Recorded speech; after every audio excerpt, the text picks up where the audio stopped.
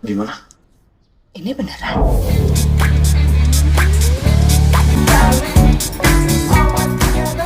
Gimana kalau kita beli mobilnya masing-masing aja, Bu? Saya beli 3. 3? Kalau habis, Ya nanti dicairin lagi.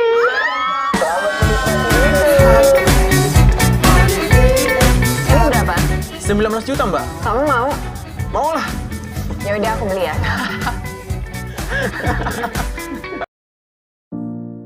Nah teman-teman, itu tadi merupakan cuplikan dari salah satu film yang cukup terkenal di Indonesia. Nah kira-kira teman-teman tahu nggak sih sikap apa yang mereka tunjukkan di cuplikan video tersebut? Nah sikap yang mereka lakukan itu dinamakan dengan foya-foya. Seperti yang akan grup atau kelompok kami bahas di video kali ini. Nah, tapi foya-foya itu apa sih? Berfoya-foya adalah pola pikir, sikap, dan tindakan yang tidak seimbang dalam memperlakukan harta. Harta itu sebenarnya dapat menjadi cobaan bagi pemiliknya. Harta akan menjadi bernilai manfaat jika digunakan dengan baik. Sebaliknya, harta bisa menjadi tercela jika dijadikan orientasi duniawi bagi pemiliknya dan dalam proses mencarinya itu tidak diniatkan untuk ibadah kepada Allah Subhanahu wa Ta'ala. Berfoya-foya ini erat kaitannya dengan perilaku israf dan tabzir. Dari segi makna dan pengertian, antara israf dan tabzir ini memiliki kemiripan. Israf adalah sikap atau perilaku mempergunakan harta secara berlebihan dan tidak manfaat.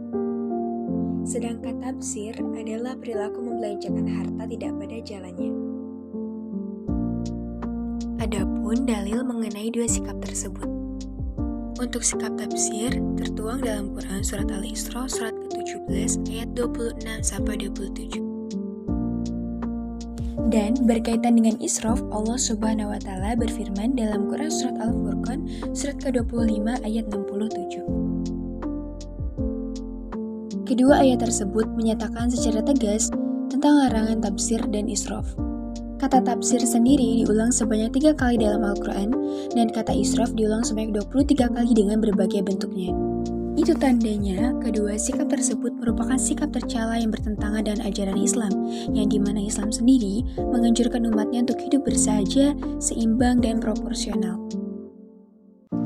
Terdapat beberapa contoh israf dan tabzir dalam kehidupan sehari-hari. Contoh dalam berpenampilan, seperti memakai perhiasan emas secara berlebihan, berpakaian mahal, mewah, lengkap dengan barang-barang branded. Contoh dalam hal makan dan minum, seperti ia takut kehabisan makanan di acara tanpa memikirkan daya tampung. Dalam berbicara, berkata-kata yang tidak penting dan tidak perlu baik secara langsung ataupun sosial media. Selanjutnya ada akibat atau dampak negatif berfoya-foya. Yang pertama, terlalu sibuk mengurusi kebahagiaan duniawi dan melalaikan akhirat. Dunia dianggap sebagai tempat persinggahan terakhir, bukan akhirat. Yang kedua, menimbulkan sifat iri, dengki, dan pamer. Membelanjakan harta secara berlebih kemudian memamerkannya kepada orang lain akan memicu sifat iri dan dengki. Yang ketiga, dapat memicu frustasi apabila hartanya habis. Pengeluaran harta yang memperturutkan gengsi dan hawa nafsu dapat mengakibatkan frustasi. Yang keempat, berpotensi menimbulkan sifat kikir. Kekhawatiran berlebih atas kekurangan harta membuat mereka bersifat kikir dan tidak mau berbagi dengan sesama. Tips atau cara menghindari sifat foya-foya. Yang pertama, ada membelanjakan harta sesuai dengan skala prioritas kebutuhan. Antara kebutuhan primer, sekunder, dan tersier harus dibuat prioritasnya, mana yang penting, mana yang harus dipenuhi lebih dulu. Yang kedua, ada membiasakan bersedekah dan membantu orang lain.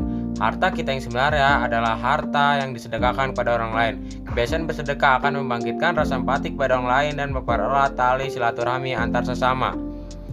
Yang ketiga, ada bergaya hidup sederhana. Hidup dengan apa adanya akan membuat hati dan pikiran menjadi tentram. Yang keempat, bertindak selektif dan terencana. Merencanakan kehidupan di masa yang datang akan membuat seseorang lebih selektif dalam memutuskan penggunaan harta. Contoh, membiasakan diri menyisihkan uang saku untuk ditabung. Yang kelima, bersikap rendah hati. Harta merupakan titipan dari Allah Subhanahu wa taala agar dipurnakan di jalannya. Oleh karena itu, seseorang harus menjauhi perasaan paling kaya dan paling hebat.